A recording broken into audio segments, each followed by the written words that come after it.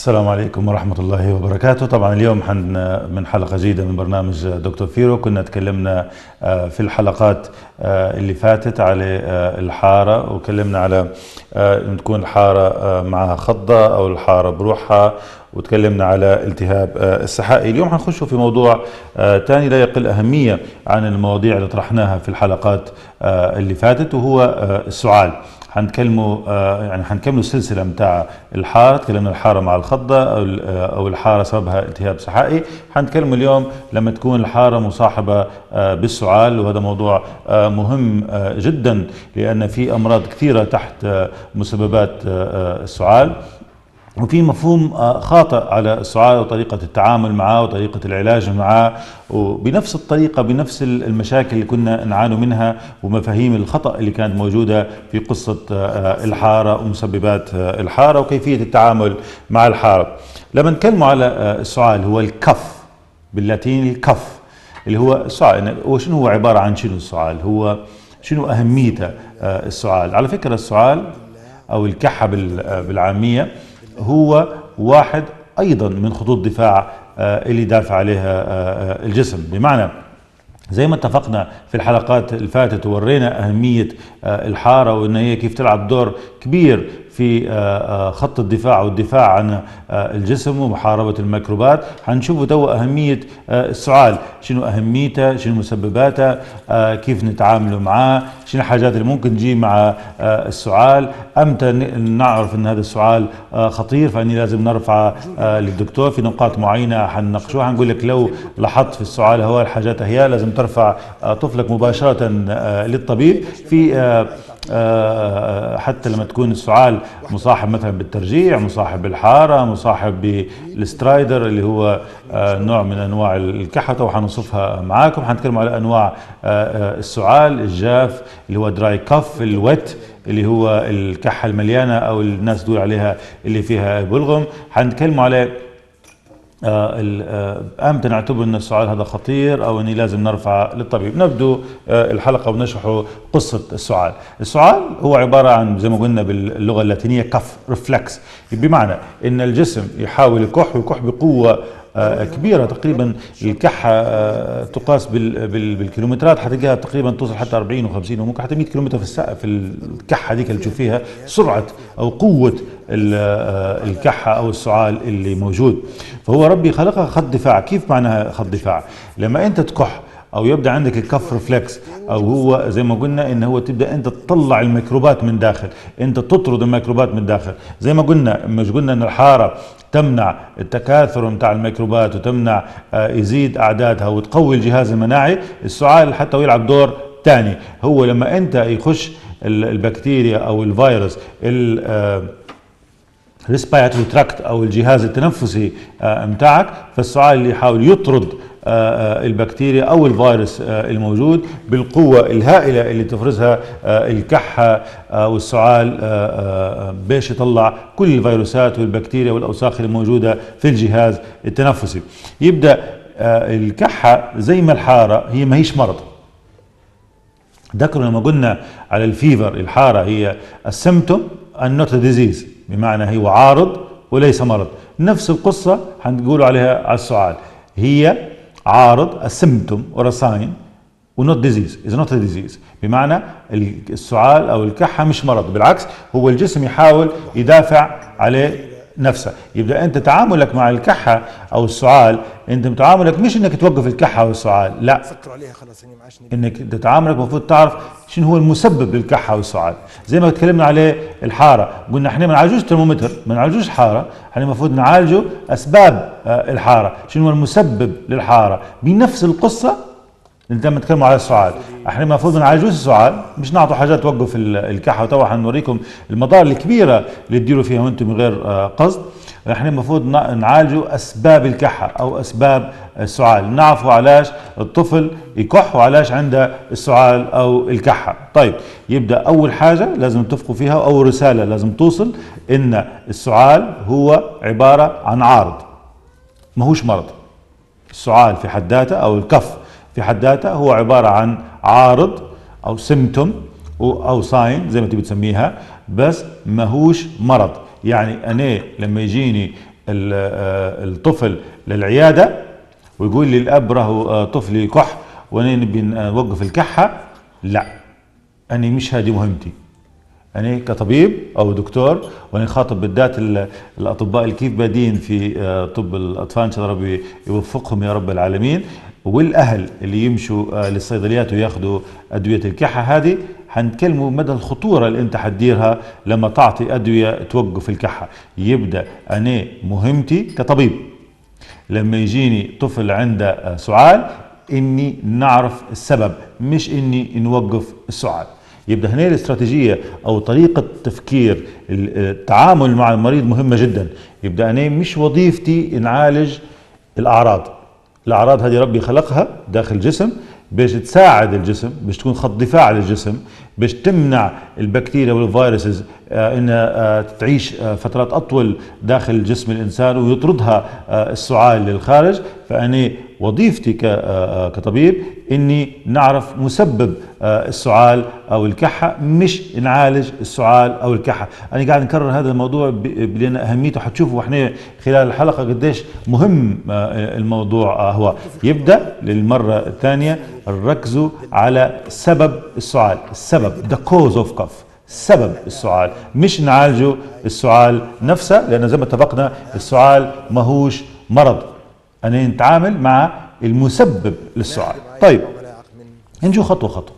لما نتكلموا على السعال وقلنا انه هو خط دفاع، وقلنا انه هو عبارة عن رفلكس الجسم يديره باش يطلع اكبر كمية من الفيروسات والبكتيريا الموجودة في الجهاز التنفسي ويخلص منها. مسببات الكحة او انواع الكحة كيف بتكون؟ مثلا احنا ممكن نسموا في حاجات بنحاول نبسطها للناس العادية للمهتمين بالقصص هذه. الأول حاجة أن السعال ممكن يكون جاف وممكن يكون wet أو productive اللي هو مليان، اللي احنا الناس العادية يقول فيه بلغم بالضبط. يبدأ احنا الكحة ممكن تكون جافة dry cough، وممكن تكون wet cough أو productive cough اللي هي الكحة المليانة أو يحس أن الطفل بيطلع البلغم. في نقطة لازم تعرفها أن الأطفال اللي تحت السنتين الكف رفلكس هو اللي هو قدرة الطفل على الكحة أو السعال أو على إخراج البلغم تكون ضعيفة جدا وما زال ما تكونش ناضجة.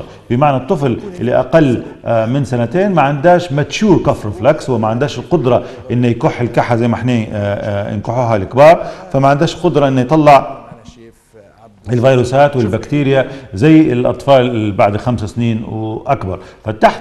تحت سنتين هم قصتهم مشكله ثانيه اكثر. هذا ليش التهاباتهم ممكن واحده، يعني اكيد حتندر ابحاث على القصه هي انه ممكن تكون هذا السبب، واحد من الاسباب انه ليش على الالتهابات اللي تحت السنتين وتحت السنه و6 شهور تكون صعبه جدا لما يكون في التهابات رئه ولا حاجه، لان واحده من الحاجات المهمه في الدفاع الجسم يدير فيها لالتهابات الرئه هو الكف رفلكس او السعال. طيب يبدا في انواع من الامراض ممكن ندير لك الكحه الجافه اللي هو دراي كف. احنا اتفقنا لو قسمنا السعال لنوعين اللي هو دراي كف والويت كف. الدراي اللي هو الكحه الجافه ممكن يكون سبب التهاب في اللوز، ممكن التهاب في الحلق، ممكن التهاب في الجيوب الانفيه، ممكن التهاب في الاذن الوسطى. لاحظوا شوف المسببات اللي مسببه للسعال. في نقطه هنا نبي نثيرها من توا ونوصل المسج او الرساله بوضوح للاهل. 70% من السعال اللي يحصل تحت ال5 سنين الرئه ما لهاش علاقه به. بمعنى ان الناس او الاباء اول ما يشوفوا طفلهم يبدا يكح ويبدا عنده السعال هذا عنده التهاب في الرئه، لا 70% من الاطفال اللي تحت ال5 سنين اسباب الكحه ما لهاش علاقه بالريسبيراتوري سيستم او بالجهاز التنفسي. القصه اللي بنوصلها هنا شوفوا توا ان اغلب الاهل شو بيدير لك اعطيه على طول اعطيه مضاد، هذا عنده التهاب في الرئه والتهاب الرئه خطير وما دام يكح واعطي مضاد. وحنشوفوا شنو البلوه المشكله الكبيره انت تديرها لما تعطي المضادات لاطفال والطفل اصلا هو ما عندهاش التهاب في الرئه. انت في حاجتين لازم تركز فيها واحنا في المحاضرات او في النقاش اللي نقولوا عليه في التوعيه في التلفزيون. لو تلاحظوا حاجتين رئيسيتين قلت لكم عليها تحت ال5 سنين. تحت ال5 سنين 70% من الامراض تحت ال5 سنين اي انواعها، يعني كان التهاب رئه، التهاب القصبات الهوائيه، التهاب الودن، التهاب الجيوب الانفيه، التهاب اللوز، 70% سبب فيروس. يبدا تحت ال5 سنوات أسباب الحارة أو أسباب السعال حيكون 70% منهم فيروس. نعودها، 70% من الالتهابات اللي تحت ال5 سنين اللي تدير حارة أو تدير سعال هي فيروسات. واتفقنا في الحلقات اللي فاتوا وبعدين حنشرح أكثر في الحلقات القادمة اللي هي إن المضاد الحيوي عبارة عن مزيل عرق للفيروس. يبدأ أرجوك ما تستعجلش باستعمال المضاد الحيوي، لانك لو استعملت المضاد الحيوي بسرعه انت مش حتقتل الفيروس، لان زي ما اتفقنا ان المضاد الحيوي عباره عن مزيل عرق للفيروس، ما عندهاش تاثير نهائيا. نحوا القصه هذه من دماغاتكم، نحوها تماما. هذا المسج الرئيسي بنوصله، نحوا القصه ان المضاد الحيوي حيعالج طفل عنده سعال سبب فيروس، او ان المضاد الحيوي حيعالج حراره سببها فيروس. المضاد الحيوي ما يخدمش، ما عندهش القدرة نهائيا انه يقتل الفيروسات نهائيا. يبدأ زي ما اتفقنا ان المضاد الحيوي يخدم على الالتهابات البكتيريا، ما يخدمش على التهابات الفيروس. واحنا اتفقنا تو قبل شوية ان 70% من اسباب السعال او اسباب الحارة تحت ال5 سنوات هي التهابات فيروسية. يبدأ السعال زي ما اتفقنا ان في نوع منها اللي هو دراي كف، هو الكحة الجافة والكحة مليانة. الكحة مليانة طبعا ممكن تكون التهابات الرئة يحصل فيها زيادة افراز اكثر، ممكن حتى الحالات اللي عندهم ازمة او حساسية الصدر يبدأ عندهم الكحة برودكتيف. يبدأ التهابات الرئة والازمه هم الاشهر حاجتين ممكن يديروا السعال اللي هو برودكتيف كف، ويكون السعال مليان بلغم. السعال لما يكون الون يعني بمعنى هو ممكن السعال يكون عادي مش مرضي ايه، المرات توصل حتى 6 و7 مرات في اليوم. يعني ممكن طفل يكح من 6 ل7 مرات في اليوم، وهذا ما يعتبرش انه هو مرض. هو الطفل يحاول ينظف او الجهاز التنفسي متاعه من الفيروسات او من اي حاجه عالقه زي الفيروس او البكتيريا او الاوبجكتس. لو هو كان مثلا بلع حاجه سمح الله حنجو بعدين بالتفصيل. يبدا الكف او السعال هو الديفنس ميكانيزم اللي هو عباره عن خط من خطوط الدفاع. والطفل ممكن يكح وهو اصلا ما عندهاش اي التهاب، لا الابر ريسبيراتوري الالتهاب الفوقي او التهاب في الرئه، وحنشرحها ما زال اكثر بالتفصيل. بس انا ما نبيش ننزل المعلومات كلها على بعض، نبيكم تفهموا معي خطوه خطوه. يبدا الكحه في حد ذاتها ممكن ما تكونش مصاحبه نهائيا باي التهاب. ركزوا على الجمله هي، ركزوا على المسج، هو الرساله هي السعال ممكن او الكحه ما تكونش اصلا اشاره لاي التهاب في الجسم، بالعكس هي تحاول تنظف الريسبيراتوري باسجز او الممرات الهوائيه اللي موجوده عند الانسان. فالكحه او الكف في حالات الريسبيراتوري سيستم ديزيزز، او لما يكون عندك صداع في الجهاز، عفوا عندك سعال في الجهاز التنفسي، مرض عندك في الجهاز التنفسي ممكن يبدا يسبب سعال. بس في حالات، وحتكون في حالات هلبة، حتلقى من 6 ل7 مرات يكح. ما هذا يكح مثلا الساعه 10 نعطيك نبسطها لك، بعدين كح الساعه 3 العشيه، بعدين كح الساعه 5 العشيه، هيك يعني متفرقات جدا وما تشدش وراء بعضها. هذا ممكن يكون عباره عن سعال مش سببه مرضي، سبب ان الجسم يحاول يتخلص من اي عوالق موجوده في الجهاز التنفسي. طيب، يبدا اول مرحله من حديثنا اليوم ان تكلمنا ان السعال في نوعين، اللي هو الكحه الجافه والكحه المليانه. وقلنا الدراي كف اللي هي الكحه المليانه اللي هي الام او الاب يوصفها انها كحه جافه مش مليانه ما فيهاش بلغم، فهذه اوكي نقول على دراي كف او الكحه الجافه. والكحه المليانه يقول لك هو يحاول يطلع في بلغم، او لو كان كبير يطلع معاها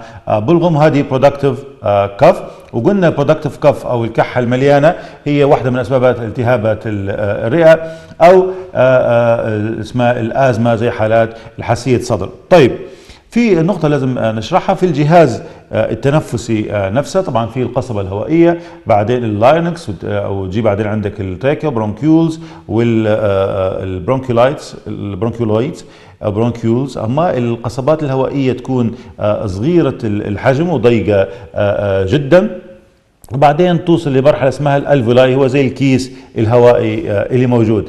طبعا حنفاجئكم مفاجأة كبيرة، التهابات الرئة بالذات في اول يوم وثاني يوم مش حتجيك بكحة نهائيا. نعم كيف ايه؟ علاش الطفل او حتى الكبير، يعني مش حتى الطفل بس، لما يكون عنده التهاب رئة ومرات يكون التهاب قويرة ومش حيجي بسعال ومش حيجي بكحة. خلينا نشرح لكم القصة. هي المستقبلات اللي هي ريسبتورز او الكف ريسبتورز او اللي هم مسؤولين يعطوا الاشاره باش يخلي الطفل يكح او يبدا عنده السعال، اكثر موجوده في القصبات او القصيبات الهوائيه، واقل وجودا عدد الريسبتورز او المستقبلات هي متاع السعال في الالفولاي، في النسيج متاع الرئه. لو نبسطها في نسيج الرئه حيكون شويه. هذا ليش؟ لما يكون عندك نيمونيا اللي هو التهاب الرئة أو التهاب في الأنسجة متاع الرئة، مش هتلقى سعال، يعني هتلقى الكحة أقل لما الطفل يكون عنده نيمونيا أو التهاب في الرئة. فأنت لو بتبي تعرف علاش الطفل لما يكون عنده التهاب رئة وما يكونش عنده سعال هلبة، هذا يعني أنت أكيد هلبة ناس تو تتفاجئ من الموضوع هذا، يقول لك كيف الدكتور يقول واحد عنده التهاب رئة وما عندهاش الكحة؟ إيه، تخيلوا ان في التهابات رئة بمعظم الاحيان ان يحصل حرارة وممكن يحصل وجع في البطن وممكن يحصل صداع وما تحصلش كحة، ما يحصلش السعال. يبدأ معناها لما شخص يكون عنده نيمونيا او التهابات في الرئة بمعنى انه هو لو ما كحش ما عندهاش التهاب رئة، معلومة خطأ، لأن غالبا التهابات الرئة أو النيمونيا تجي من غير كحة أو بكحة بسيطة جدا ما تعكسش الالتهاب اللي موجود داخل الرئة، بالذات في أول 24-48 ساعة الأولى، لأن ما زال الالتهاب ما ركبش لفوق. يبدأ نعاود النقطة هي وجود الكحة، أو خلينا نقولها بطريقة ثانية، عدم وجود الكحة مش معناها أن طفلك ما عندهاش التهاب رئة. واتفقنا ليش؟ لأن قلنا الكف ريسبتورز أو المستقبلات متاع الكحة دائما تكون أكثر فوق في الجهاز التنفسي، أما في الألفيلاي اللي هي جزء من نسيج الرئة الكف ريسبتورز عددهم يكون أقل. فإن لما يحصل الطفل عنده التهاب في الرئة هتلقى عنده السعال ممكن منعدم أصلا أو بسيط جدا، ما يعكسش قوة الالتهاب اللي موجودة داخل الرئة، بالأخص في الأول 24-48 ساعة من المرض. فهذه معلومة حتفاجئ هالبناس. هذا مهمة البرنامج هذا، وهذا اللي حاول أنا نوصله للناس بتغيير مفاهيم كانت عندهم مغلوطة، لأنهم أغلب الناس لما يسمعوا يقولوا احنا أول حاجة نفكروا فيها لما يجي السؤال هو عنده التهاب في الرئة. هذه أول معلومة، إن 70% من الأطفال تحت 5 سنين ما هوش السبب التهاب الرئة.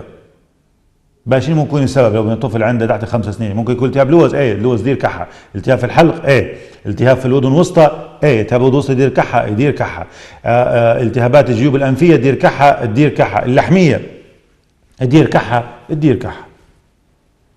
شفتوا كيف القصة متشابكة؟ فالاعتقاد ان الطفل لما يبدأ عنده كحة معناها ان هو التهاب في الرئة، ف70% يكون لا.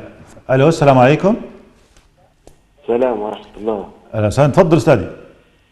شو الامور؟ الحمد لله تمام، بعدك صحة. تفضل. بدي نستشيرك ان شاء الله. تفضل اكرم، تفضل يا اكرم. بدي نستشيرك على، طبعا انت دكتور اطفال ولا؟ ايه طبعا، تفضل استاذي. فيها طفل عنده زكمة وعنده. عمره كم يا اكرم الطفل؟ هيك بتاع شهر. تمام. بقى بتاع 8 شهور، 7 شهور. 8 شهور، تمام. بقى نسمع فيك اكرم، نسمع فيك. الام الزكمة فهمت مرض هو. كم يوم اللي عنده زكمة؟ لا والله في زكمة ديما قاعدة. بقى اكرم كانت تنقص صوت التلفزيون اكرم باش نسمع كويس. بقى ان شاء الله باش نسمعك التليفون. انت قلت لي عنده زكمة؟ ايه ان شاء الله. بقى عنده حارة مع الزكمة ولا ما عندهاش؟ عنده حرارة وزكمة. كم توصل؟ كم توصل الحارة؟ لا مرات حتى يرفضوا في المستشفى. هذه متكررة عندها القصة بتاع الكحة والزكمة؟ ايه من شهر لشهر. طيب في تزوية معها اكرم؟ يزود صدرها. في تخين، وحتى داروا له مره الاكسجين. الاكسجين تمام. في العيله حد عندكم عنده حساسيه اكرم؟ مش لازم يكون حساسيه صدر، يعني حساسيه ربيع، حساسيه جبنفيه، حساسيه اكزيما، في عيله ابوها وعيله امها؟ لا، عندي اخوي الكبير عنده حساسيه انف. تمام. ما عندهاش تنقيه هلبة؟ هو ما ينقيش لما يشرب الحليب ما ينقيش بعدها، ما يرجعش؟ لا تقعد لان يقرعوا فيه، راه بده يقرعوه. تمام. توا اكثر حاجه الكحه تجي في الليل ولا في النهار؟ جيه في النهار. فجر هيك ولا يعني بمعنى ان السعال الكحه لما تبدا عنده زيها زي النهار زي الليل، ولا في الليل تزيد اكثر؟ في الليل اكثر. في الليل اكثر. تمام تمام. حاضر يا اكرم، تو نجاوبوك على سؤالك ان شاء الله. طيب لو لاحظتوا انا الاسئله اللي سالتها هذه لاكرم، انا متقصد نسال الاسئله هذه مش حتى نشرح السؤال، لانه هو فحنحاول نجاوب السؤال بتفاصيل اكثر، ورجعوا معي الكلام اللي قلته في المكالمه، الاسئله اللي سالتها، وحنجاوب بتفصيل بعد الفاصل على سؤال اكرم ان شاء الله.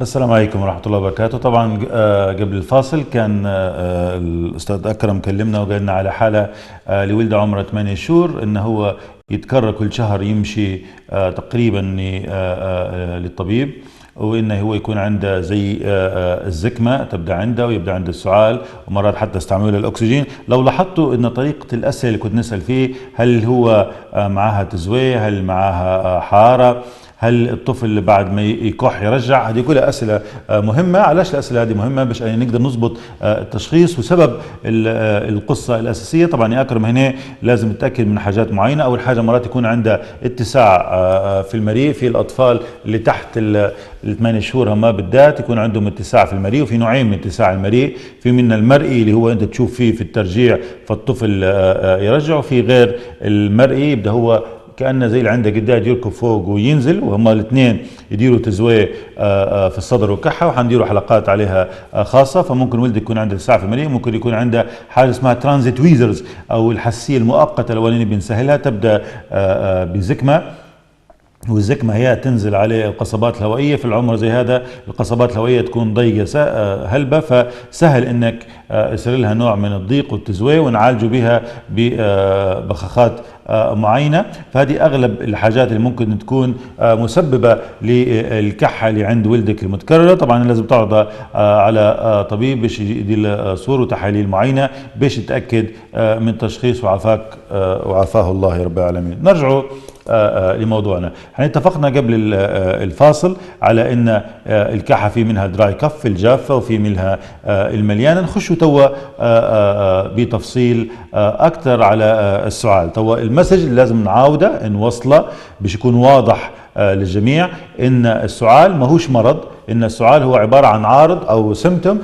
او هو واحد من الميكانيزم ديفنس ميكانيزمز، اللي هو بمعناه ان هو واحد من خطوط الدفاع اللي يدير فيها الجسم، اللي هو الكف ريفلكس او السعال هو واحد من خطوط دفاع. ركزوا على الجمله هي نعاود فيها، في واحد من خطوط الدفاع. في عندنا مكالمه الاستاذ طارق من تجوره.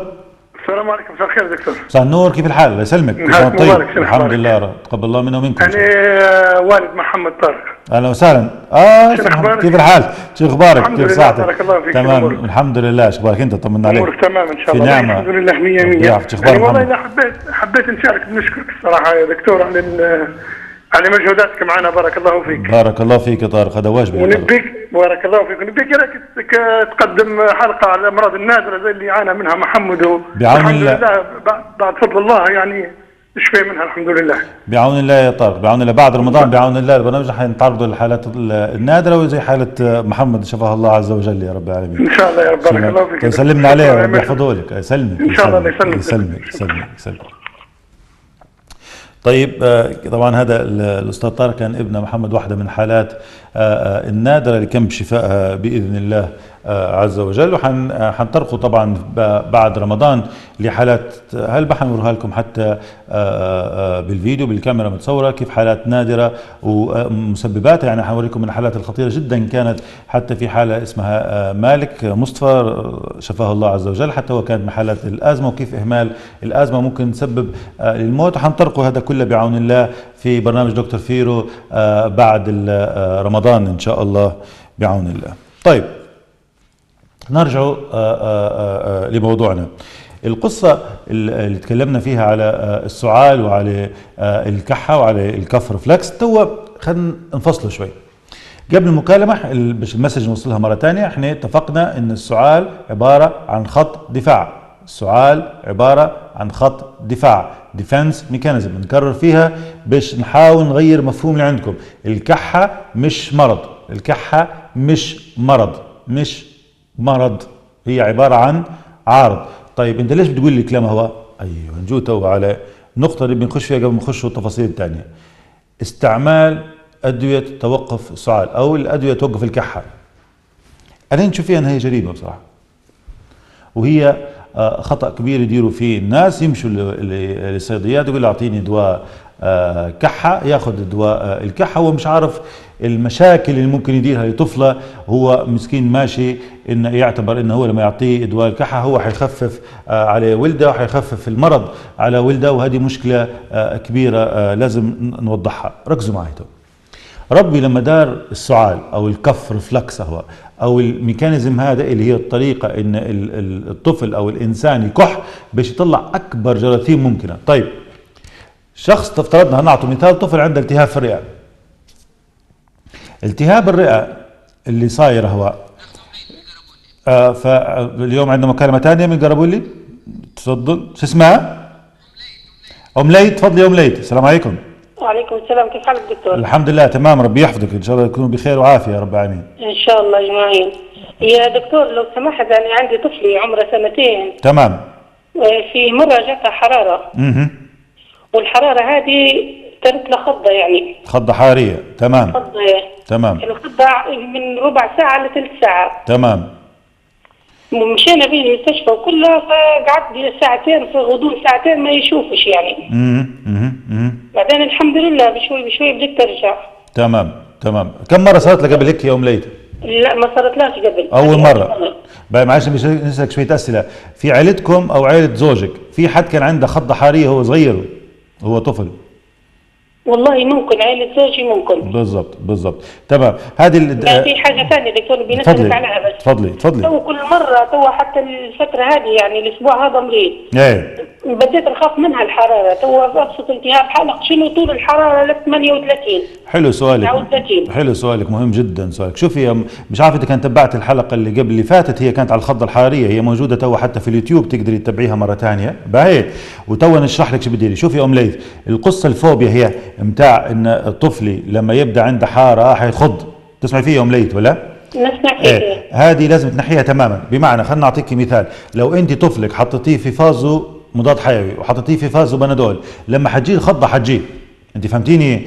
فما تخشيش في الفوبيا هي. علاش؟ لو انت خشيتي في الفوبيا هذه ان تخافي كل ما تجي حاره حيخض ولدك، حتعطي مضادات حيويه هلبة، فحتخلي الجهاز. لحظه بس نكمل سؤالي وبعدين تمام كملي. يا في حاجه تو حنين المضادات الشرب وهذه نهائيا ما عجبت تمشي معه. بالضبط. كلها تحولت على الابر. بالضبط. والابر دائما الكورس من 5 إلى 7 واغلب 5 ايام 10 ابر ياخذ فيهم. انت تتكلمي في الموضوع لان ديما نحاول نفهم الناس فيه. تمام واضح. عندك سؤال ثاني؟ ان شاء الله. وفي حاجه ثانيه يعني منها من 10 هو فيتامين، نقص فيتامين د، لو شنو عنده تقوس ببروز في تقوس يعني في رجليه واضح. تقوس في رجليه، هنا لازم تديري تحليل الكالسيوم والفوسفور والفيتامين دي. باقي حاجه ثانيه ممكن الخضه تكون من نقص الكالسيوم. لا، ما هو الفيتامين دي لما يحصل فيه نقص يحصل نقص الكالسيوم، لان الفيتامين دي تؤدي لخضه يعني هذه. لا طبعا في حالات لو ما كانش، يعني واحده من اسباب الخضه هو نقص الكالسيوم، بس القصه دي بتاع الكالسيوم حتلاقيه دي ما يخض، لان لازم تصلح الكالسيوم قبل. انت فهمتيني كيف فكره ولا؟ بس مع هذا ديري تحليل كالسيوم وتحليل مغنيسيوم، سمعتيني يوم ليث؟ كالسيوم ومغنيسيوم، ديريهم التحليل هم الزوز ومع الفيتامين دي ان شاء الله باذن الله تعالى. ماشي مشكور ان شاء الله، ربي يحفظه لك يا رب. ان شاء الله يا رب العالمين. تمام. شوف سؤال ام ليث مهم جدا، انا نحب ديما التفاعل هذا اللي يحصل بالتليفونات لان الناس حتبدا تشرح اكثر، فانا عندي قدره نشرح اكثر الموضوع هذا. خلينا نجو تو للنقطه اللي ام ليث اللي قالت هي الخضه. الخضه الحاريه يا ام ليث زي ما انت قلتي في عائلتكم، في عائله زوجك في عندهم نوع من الخضه الحاريه لما كانت الاطفال، واحنا اتفقنا في الحلقات اللي موجوده على فكره للتنويه، الحلقات موجوده على اليوتيوب، اللي بيحب يعاود يسمعها حتكون موجوده بعون الله. القصه اللي بنفهمها لك يا ام ليث ان هذه يسموا فيها الخضه الحاريه فبرايل كونفولجن، اللي اتفقنا هي تحصل من 6 شهور ل 6 سنوات، وهي تحصل لوحده في ال 24 ساعه. منظرها مرعب في الاول، بس انا بنبهك عليه ان لما يبدا عنده حراره مش معناها انه لازم يخض، يعني مش كل حاره بتجي لازم طفلك يخض. فانت لو انت حتبدي تعطي مضاد حيوي وانت شكلك خشيتي في الموضوع هذا بدليل انك انت طبعا هذا مش ذنبك، دي مشكله ثانيه نحاول نغيروها في مجتمعنا، اللي هي لما تبدا عندها حاره ياخذ الطفل مضاد حيوي. شفتوا سمعتوا ام ليش قالت الشروب والمضاد الحيوي معاش يتغلب على الحاره. علاش؟ لان الجهاز المناعي ضعف. مش بس هيك، لان انت كل ما تعطي مضاد حيوي كل ما البكتيريا هذه تطور من نفسها وما عادش يقدر المضاد الحيوي هذا يقتل، فيبدا تحاول مسكينه وين خشت خشت على باري. والموضوع هذا اسوء يا ام ليث، لانه حيزيد يضرب الجهاز المناعي اكثر واكثر. اللي بنوصله لك يا ام ليث لازم تنحي الفكره هي انك انت لما حتعطي مضاد حتنقص الحاره فما تجيش خضه. مفهوم خطا تماما. ليش؟ لانك انت لما تعطي المضاد حتنقص المناعه، حيبدا اكثر عرضه انه ينصاب بالتهابات، فاكثر عرضه ان تبدا عنده حاره، فاكثر عرضه ان تبدا عنده خضه. لاحظي نعودها، لما انت طفلك اللي عنده الخضه الحاريه، السؤال اللي سالته ليث مهم جدا، وفي صلب الحلقه بتاع الحلقات اللي فاتت والمسج كنت بنوصله، انك انت لما تعطي مضاد حيوي لطفل كل ما يكون عنده حاره وسببها مش بكتيري، انت تدير في جريمه كبيره. علاش؟ لان احنا اتفقنا ان المضاد الحيوي ما يخدمش عليه الفيروس، مزيل عرق للفيروس، وقلنا اصلا ان تحت 5 سنين 70% من الالتهابات اللي تسبب الحاره وتسبب السعال هي فيروسات، فالمضاد ما يخدمش عليها. فانت لما تعطي مضاد زي في حاله ام ليث، شو بيصير؟ تكرار اعطاء المضاد يبدا البكتيريا تطور من نفسها، تعرف كيف تقاوم هذا المضاد في المرضى الجايه. وبدليل هي قالت انه حتى مضادات الشرب ومعاش بدت تتغلب على الالتهابات بتاعها، فهي خشت عليه الليباري. وشوف ياخذ 5 ل 7 ايام متواصله، والليباري ما زال خطورتها اكثر على الطفل على الجهاز المناعي لو كان الطفل مش محتاجها وما عندهاش التهاب بكتيري. فهذا بنوصله لك يا ام ليث. لما طفلك يبدا عنده حاره ابدي بالكمادات، الكمادات الخاطره هي اللي حوالين الابط وحوالين الرجل. نقصي الحاره انه يشرب سوائل هلبة. لما توصل حارته 38 ونص 39 تقدري تعطي زربوط حاره باش تنقصي الحاره وما تخشيش في الفوبيا، بمعنى انك انت لا انت بنعطيه زي ما اتفقنا، بتعطيه كل ما عنده حاره بنعطيه شرب ولا بنعطيه مضاد. انت في احنا قلنا في الحلقات اللي فاتت ان نفس البنادول او شرب الحاره لما ما ياخذش، لما يتاخذ بفريكونسي، شو معناها؟ يتكرر هلبة اخذ الشرب الحاره وجرعات ما تكونش مضبوطه، فممكن يدير حتى فشل في الكبد. زي القصه اللي حكيت لكم صارت عندنا في المستشفى، الام بدها تعطي شرب الحاره كل ساعتين، هي خايفه من الحاره من الفوبيا، فخشت ولدها في فشل في الكبد. فاعطاء شرب الحاره لازم يكون بانتظام من 4 ساعات او 6 ساعات او 8 ساعات او وقت الحاجه، ولازم تكون الجرعه محسوبه عن طريق الطبيب او صيدلي بالذات في طب الاطفال. فان شاء الله يكون انا اجبتك على سؤالك يا ام ليث، ان شاء الله ربي يشفيه. وما تخافيش، الخضه الحاريه ما هيش نوع من انواع الصرع زي ما اتفقنا، هي ما هيش صرع اصلا. الخضه الحاريه تحسس من الحاره، وتحصل في ناس معينه، وتحصل قلنا من 2 ل 4% في البوبوليشن في المجتمع، واصلا تحول لصرع اقل من 1%. نرجع لموضوعنا وهو السعال. لما نتكلموا على السعال او نتكلموا على الكحه، طيب احنا قلنا توا ان هي عارض وما هيش مرض. طيب نجو نتكلموا على توا مسببات الكحه. الكحه ممكن تكون سببها جهاز تنفسي، ممكن يكون الجيوب الأنفية، ممكن يكون اللوز، ممكن يكون التهابات الأذن الوسطى، ممكن التهابات الحلقة، دي ممكن كلها تؤدي إلى السعال. والتهاب الرئة قلنا بالعكس هو الأقل مسبب للسعال عند الأطفال، قلنا 70% من الكحة والسعال عند الأطفال سببها upper respiratory tract infection، يعني الالتهابات اللي فوق اللي هي في الحنجرة وفي الحلق وفي الأذن الوسطى والجيوب الأنفية، والأقل اللي هو عن طريق الالتهابات الرئة. وليش قلنا أقل عن طريق التهابات الرئة؟ لأن الريسبتورز أو اللي هي مسؤولة على الكحة تكون أقل في أنسجة الرئة. ونكمل بالتفصيل على السؤال بعد الفاصل. فاصل ونعود.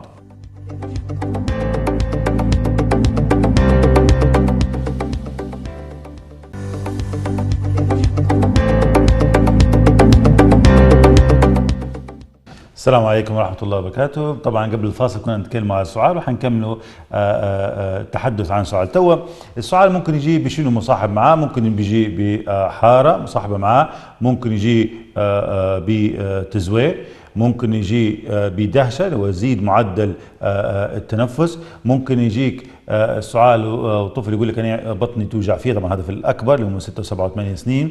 ممكن يجيك السعال بزروقيه في الفم، ممكن يجيك السعال ومعاه ان العيل ما يقدرش يرضع.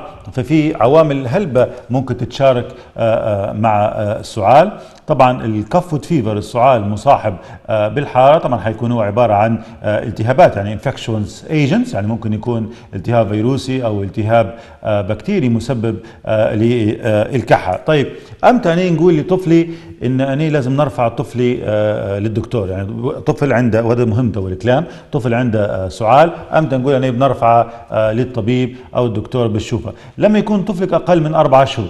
بمعنى اي طفل عنده سعال اقل من 4 شهور، مش سعال كحه ولا كحتين، يعني سعال متكرر بدا يتكرر السعال، انت المفروض ترفعه للطبيب. لما يكون تكبنك اللي هو عنده زياده في عدد الانفاس، وهذا في اي عمر. بمعنى طفلك لما يكون من اقل من 4 شهور وبادي عنده سعال ويكح لازم ترفعه للطبيب، لان مش الكحه هي الخوف، لازم نعرفوا سبب الكحه. وحنا قلنا لكم حتى في الحلقات اللي فاتت ان الاطفال تحت ال6 شهور تكون مناعتهم ضعيفه واكثر عرضه للالتهابات الخطيره. يبدا العمر لما يكون اقل من 4 شهور فاست بريثنج اللي هو زياده عدد الانفاس او التكبنك، ان مرات طفلك وانت مقعمز يشرق، هذا مرات ممكن يبلع حاجه او زمط حاجه خشت جهاز تنفسي، ما يبيش يرضع او لفترات طويله او يشرب. تكون السعال مصاحبه بحاره ولكن يكون معها تغير في شخصية الطفل، يعني هذا مش طفلك، مش في وضعه الطبيعي. يبدأ نعاود امتى نرفع او الام او الاب يرفع طفلها للدكتور؟ لازم يشوفها الدكتور. هذه الحاجات المفروض ترفع طول لما يكون طفلك اقل من 4 شهور عنده سعال وسعال متواصل، لما يكون عنده فاست بريثنج او تكبنك، يبدا داهش الولد داهج او زياده في عدد الانفاس. لو انت كان ولدك يلعب فجأة فانت وانت برا ما شفتاش هو شنو خديه كح فجأة، هو ما كانش يكح، مرات يكون شارك بلعبة ولا حاجة ازمتها. او ترفع ولدك للطبيب لو كان، شوف 3 مع بعض، لو كان عندك كحة وحارة وتغير في شخصية طفلك، يعني ما هوش في وضعه الطبيعي، او ان الطفل بدا يكح بقوة، يعني الكحة ولت متواصلة بقوة وبدا يرجع بعدها، هنا لازم ترفع حتى هو طفلك للطبيب. يعني بمعنى ان الطفل بدا يكح لحد ما بدا يرجع، او ان الكحة كانت مصاحبة ببلغم دم او بلغم اصفر او اخضر. هذول الحالات اللي انت المفروض ترفع فيها طفلك مباشرة للطبيب باش يشوفها. يبدا اقل من 4 شهور، دهشة او زيادة في سرعة الانفاس، صعوبة في فيدنج ديفيكولتيز، هو مش قادر يرضع او يشرب كويس، فاشل مرخي، عنده سعال وعنده زيادة في الحارة وتغير في شخصية الطفل، بدا عنده يكح بس الكحة مستمرة لما بدا الطفل يرجع بعد الكحة، وهذا تعطيك انديكيشن او تعطيك امارة ان السعال قوي ومحتاج لعلاج. طبعا سبب السعال مش سعال بحد ذاته، او الطفل يكون عنده بلغم ويكون البلغم يا اما اصفر او اخضر او مصاحب بالدم. في هذه الحالات اللي انت مفروض ترفع فيها طفلك مباشرة للطبيب. طيب السعال هنا لما قلنا احنا لما كان كلمني مشاهد قبل شويه على طفل عمره 8 شهور، هنا مهم الديورينال فاريشن. شو معنى الديورينال فاريشن؟ هل هي الكحه طول اليوم؟ هل هي الكحه في النهار؟ هل هي الكحه في الليل؟ بس نعطيكم امثله كيف الاسئله هذه مهمه. على فكره التشخيص في الاطفال يعتمد هلبة على كلام تقول في الام، بمعنى الهيستوري، او يعني شوف 80% من التشخيص يعتمد على حاجتين في الاطفال: الهيستوري اللي هو التاريخ المرضي للطفل، كلينيكال اكزامينيشن هو فحص الطبيب، و20% راهو التحاليل. يبدا التشخيص في الاطفال يعتمد اكثر على الهيستوري اللي هو التاريخ المرضي للطفل، والام تبدي عنده مرض السعال الحالات هذه، والكلينيكال اكزامينيشن فحص الطبيب، وتجي 20% بعدين التحاليل باش تثبت التشخيص. طيب لما انت تتكلم على الطفل، واحنا تكلمنا على القصص اللي فاتت، تو نتكلموا ان السعال اللي موجوده هو قلنا لما يكون مصاحب بحاره ممكن يكون مصاحب بتزويق، ممكن يكون مصاحب بدهشه، ممكن يصاحب بساينوسيس، هي زروقيه في الفم او نقص في الاكسجين. هنا لما يكون الطفل عنده سعال، ركزوا على الجمله هي وهذه مهمه ثانيه، لما يكون السعال مصاحب بزروقيه في الفم او نقص في الاكسجين، هنا ترفع مباشره للمستشفى ولاقرب عياده او مستشفى بحداك، لان الوضع يكون خطير. يبدا لما طفلك يبدا عنده نشوف الحاجات الخطيره اللي ممكن تكون مصاحبه بالسعال، هي لازم تتحرك مباشره انت للمستشفى. لو كان في زروقيه مش في اطراف، ما تكلمش على اطراف، زروقيه في الفم او في اللسان اللي هو الساينوسيس، وتلقى ولدك بدا مرخي وبدا داهش او بدا يعيط، هلبة هنا تعتمد على الفتره والنقص الاكسجين اللي موجود عنده. فالطفل عنده سعال وزروقيه او ساينوسيس ترفع مباشره للدكتور، هذه حاله طارئه. في منهم يحصلهم ابنيا اللي هو فجاه يحصل بالاخص ما تحت 6 شهور وقف في التنفس، كانه يبدا زي ورقه كانه ماتت، مباشره ترفع للطبيب لان هذه حاله خطيره جدا. في السترايدر، بس السترايدر امتى يكون؟ اللي هو شو معنى السترايدر؟ بده يكح اللي هو يسموا فيه الناس زي العوايه هي بالذات تكون في الليل، ولما تصير لازم ترفع مباشره للطبيب، او في درجات الحراره العاليه جدا، يعني عنده سعال وعنده حراره 40 وبدا في تغيير في شخصيته، لازم ترفع مباشره للطبيب. يبدا هذه الاشياء المهمه جدا اللي لازم تركز عليها. نقص الاكسجين، كيف تعرف نقص الاكسجين؟ ايضا بالزروقيه اللي تصير حوالين الفم، او انه يبدا داهش، وهنتكلموا فيها اكثر في الحلقه القادمه ان شاء الله، والتفصيل فيها. الدسترس تلقى صدر العضلات هنا يخشوا، والانف يتحرك، فليرنج، النازل فليرنج، هذا كل علامات ان الولد داهش تعبان او يكت، ودي واحده من العلامات المهمه جدا والخطيره. يعني طفلك لما يكون عنده سعال ويكت معاها، راهو الطفل عنده التهاب حاد ولازم ترفع للطبيب مباشره. يبدا لما في كتان جرانتنج اللي هو ان الطفل يبدا بالعاميه يكت، يعني عنده سعال ويكت مع حاره، ارفع للطبيب مباشره. الطفل عنده سعال وزروقيه او ساينوسيس في الفم، ارفع مباشره للدكتور. السعال بدا يكح الطفل، هل هو تحت ال4 شهور، ارفع مباشره للدكتور. بدا السعال ياثر على الرضاعه بتاع الطفل، ترفع مباشره للدكتور. فهذه حاجات مهمه لازم تعرفها لما يحصل السعال عند طفلك. طبعا احنا قلنا حتى على الديورنال فاريشن اللي هو توقيت السعال. شوفوا تو في النهار لما يكون السعال غالبا في النهار، فهذا غالبا انه هو يكون التهابات فيروسيه او التهابات بكتيريه. السعال اللي يحصل في الليل هو غالبا يكون سببه حساسية الصدر. طبعا في أسباب أخرى. لو كان السعال، شوف الدقة، لو كان السعال في بداية الليل، بمعنى أول ما الطفل يرقد مثلا قد مثلا الساعة 12، بعدها بساعة بده يكح، هنا ممكن يكون الأطفال اللي عندهم ارتجاع في المريء أو جاستوفجيال ريفلكس. بده الطفل اللي يبدأ كحان بعد ما يرقد مباشرة، هذا احتمال كبير ممكن يكون عنده ارتجاع المريء أو جاستوفجيال ريفلكس باللاتينية. ممكن يكون عنده لحمية، الأطفال اللي عندهم لحمية يكون عندهم نكتون الكف، يبدا عندهم كحه. كيف تدير هذا؟ يبدا صديد من خلف الحلق ودير إيريتيشن والكحه. فبتلاحظوا في اسباب هلبة. طبعا الكحه اللي تحصل في الفجر او في الليل هي غالبا تكون حساسيه الصدر. طبعا في الحلقه القادمه بعون الله حنزيد نتكلموا على السعال اكثر ونخشوا في تفاصيل اكثر. نلتقي في الحلقه القادمه بعون الله. دمتم بسلامه.